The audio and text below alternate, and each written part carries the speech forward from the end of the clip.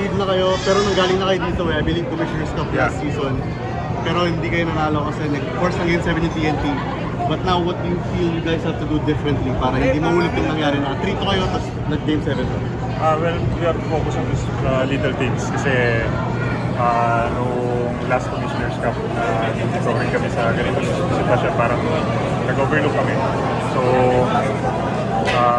in order to get the championship, talagang we have to focus on the little things kasi ano na to hindi na to players game na to hindi na to coaches game, sabi nga nung players game na pag mga 4, 5, 6, 7 game 7. Troy, na-miss mo yung dapat na game winner sana ng regulation, pero binawi mo naman kagad ng OT with that clutch basket.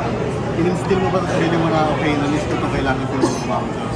Well, gano'n naman lagi yung mindset ko Pag nagkamali ako, kailangan ko kumakas. So, every time na nasa loob ako, kung ano yung kailangan ko, kaya ko may tulong. Rebounding man yan, depensa, gagawin ko. Inako mo kung ba? Inako mo. Inako.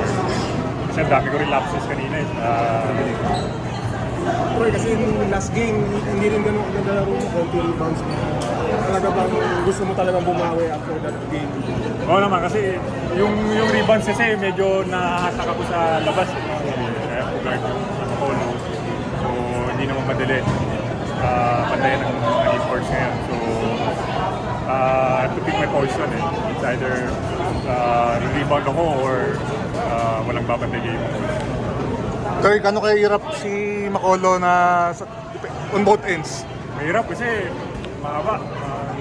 Talagang ano din, talented din. Talagang mismatch every time na may gawin siya, talagang automatic mismatch. So we have to pick our poison lang kung ano yung mga bibigyan namin tira sa kanya. Sa depensa din, talagang siya yung primary helper nila. Troy, describe mo lang paano kaya yung pagbuhat ni Justin kanina sa inyo. Well, alam naman na, Justin is Justin Talagang hindi na niya kailangan patunayan pa natin. Pero yung we finish the game kanina, alam namin na siya yung nasa kanya yung bola, medyo wala.